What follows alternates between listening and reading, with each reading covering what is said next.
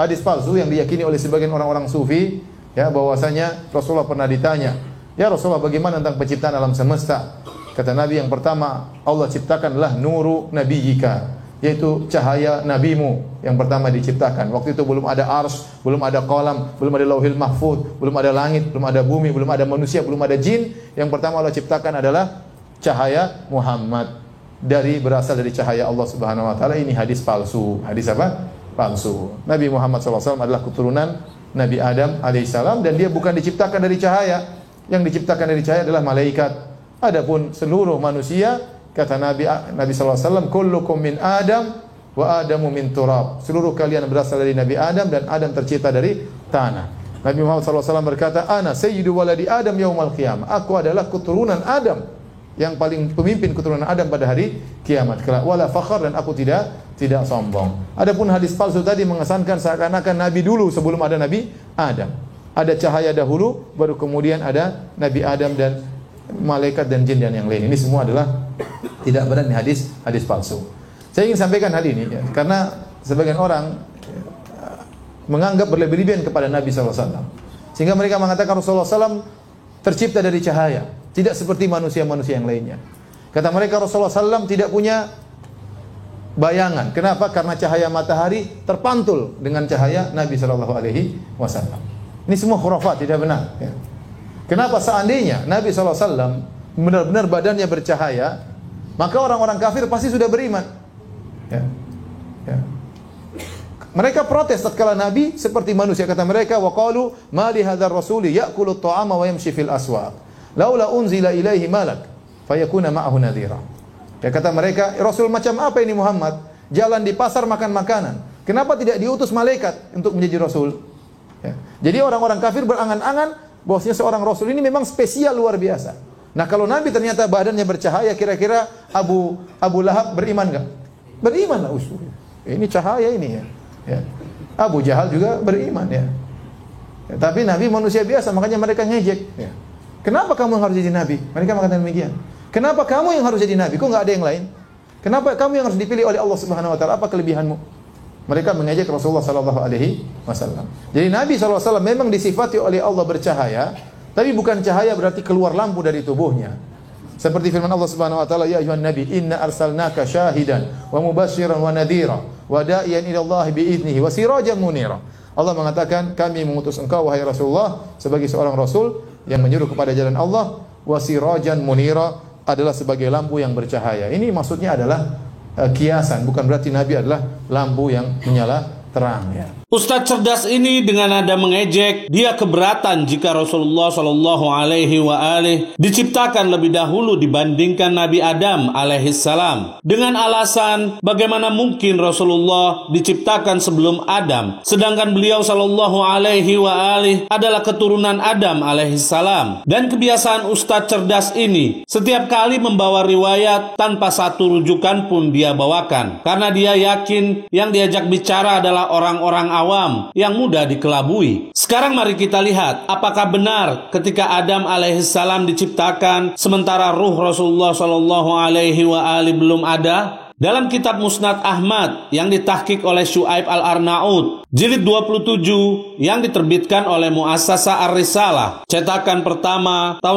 1999, halaman 176, dari Abdullah bin Syakik, dari seseorang yang berkata, "Aku bertanya kepada Rasulullah, wahai Rasulullah, sejak kapan kau menjadi seorang nabi?" Beliau Shallallahu Alaihi Wasallam berkata, "Saat Adam masih antara ruh dan jasad, yaitu belum tercipta." Syuaib Al-Arnaud berkata, sanadnya sahih, para perawinya terpercaya, para perawi sahih.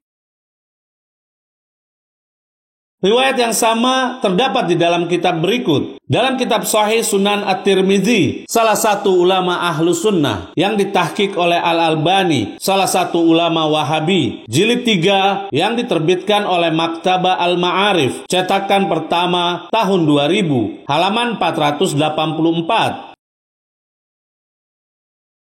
At-Tirmizi berkata, hadis ini hasan sahih. Al-Albani berkata, sahih.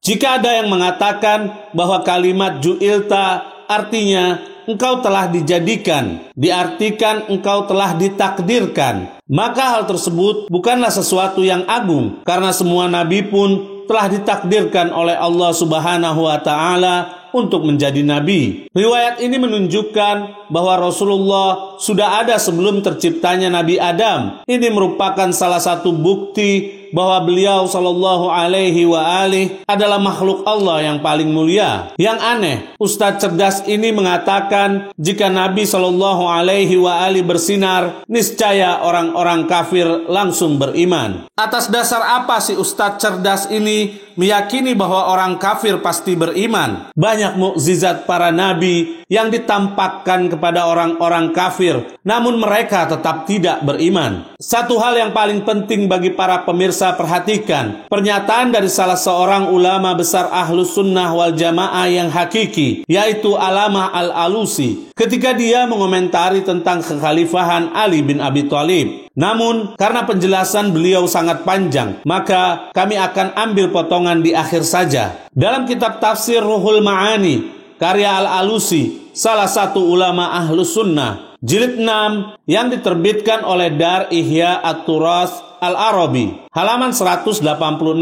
Al-Alusi berkata, dan sungguh telah terkumpul, yaitu kekhalifahan batin dalam sosok Ali karamullah wajhah, bersama dengan kekhalifahan zahir di masa kepemimpinan beliau, sebagaimana terkumpul pula pada sosok Al-Mahdi saat kemunculannya. Kekhalifahan batin dan kenabian seperti saudara sesusu. Itulah isyarat sabda Rasulullah, aku dan Ali diciptakan dari satu cahaya. Kami tegaskan, dari satu cahaya. Dan perlu para pemirsa ketahui, apa akidah yang dianut oleh Al-Alusi ini. Dalam kitab Al-A'lam, karya Az-Zirikli, salah satu ulama Ahlus Sunnah, jilid 7 yang diterbitkan oleh Darul Ilmi lil Malayin, cetakan ke-15 tahun 2002, halaman 176. Az-Zirikli berkata, Al-Alusi Al-Kabir, Mahmud bin Abdullah Al-Husaini Al-Alusi, sampai pada kalimat berkeyakinan salafi. Kami tegaskan, berkeyakinan salafi dan seorang mujtahid. Masih banyak lagi ulama yang meyakini bahwa Rasulullah Shallallahu Alaihi Wasallam merupakan cahaya yang sudah ada sebelum Adam alaihissalam. Namun, karena keyakinannya berbeda dengan salafi yang palsu, maka dari siapapun datangnya pasti akan tertolak. Dalam kitab tafsir Ruhul Ma'ani, jilid 15, halaman 126, Al-Alusi berkata, dan makhluk yang paling banyak mendapat bagian untuk berwasilah kepada beliau sallallahu alaihi wa alihi adalah para nabi, karena mereka adalah sinar cahaya beliau sallallahu alaihi wa alihi dan pantulan jejaknya, sedangkan Rasulullah adalah cahaya yang nyata. Kami tegaskan, cahaya yang nyata dan nabi yang mutlak. Beliau sudah menjadi nabi sedangkan Adam belum tercipta. Dan juga yang tidak kalah pentingnya untuk diketahui oleh para pemirsa, mengapa kelompok Ustadz cerdas ini sering menunjukkan ketidaksenangan akan keutamaan dan kemuliaan yang ada pada diri Rasulullah Shallallahu Alaihi Wasallam, bahkan terkadang menjadi bahan tertawaan. Hal tersebut tidak perlu para pemirsa heran, karena imam besarnya pun ketika mengomentari tentang sosok agung Rasulullah, pemirsa tidak akan menduganya. Dalam kitab At-Tawasul Anwa'uhu wa Ahkamuh, karya Al-Albani, salah satu ulama Wahabi, yang diterbitkan oleh Maktabah Al-Ma'arif, cetakan pertama tahun 2001, halaman 149. Al-Albani berkata, yang ketiga dan yang terakhir ialah, sungguh doktor ini telah mengklaim bahwa Nabi Shallallahu Alaihi Wasallam adalah sebaik-baik makhluk di sisi Allah secara mutlak, dan ini adalah akidah yang tidak kokoh di sisinya, kecuali dengan nas yang qat'i kekokohannya dan qat'i petunjuknya, yaitu dengan ayat atau dengan hadis mutawatir yang qat'i petunjuknya. Lantas, di mana nas ini yang menetapkan bahwa beliau Shallallahu Alaihi Wasallam adalah sebaik-baik makhluk di sisi Allah secara mutlak? Dalam kitab Fatawa Nur ala Ad-Darb, karya Al-Utsaimin, salah satu ulama Wahabi, jilid pertama, yang diterbitkan oleh Muassasah Syekh Muhammad bin Shalih Al-Utsaimin, cetakan pertama tahun 1434 Hijriah, halaman 218. Pertanyaan, apakah Muhammad Shallallahu Alaihi Wasallam adalah makhluk terbaik atau hanya manusia terbaik? Apa dalilnya? Al-Utsaimin menjawab, yang aku ketahui adalah beliau Shallallahu Alaihi Wasallam merupakan pemimpin seluruh manusia. Adapun mengenai beliau Shallallahu Alaihi Wasallam adalah makhluk terbaik secara mutlak, maka sekarang aku tidak mendapati dalilnya. Inilah celaan Wahabi kepada Rasulullah, bahwasannya menurut mereka tidak ada dalil yang menyatakan bahwa beliau Shallallahu Alaihi Wasallam adalah makhluk yang paling utama. Karena itu, kami sarankan kepada para pemirsa agar jangan mudah mengambil pernyataan dari kelompok yang selalu mengaku salafi, namun bertentangan dengan salafi yang asli. Dan sepantasnya para pemirsa pun dapat membandingkan pernyataan para ulama terdahulu yang keilmuannya tidak diragukan lagi dengan para ulama yang baru lahir kemarin. Sekali lagi, kami menyarankan agar meyakini bahwa Rasulullah Shallallahu Alaihi Wasallam adalah makhluk pertama yang diciptakan oleh Allah Subhanahu wa Ta'ala.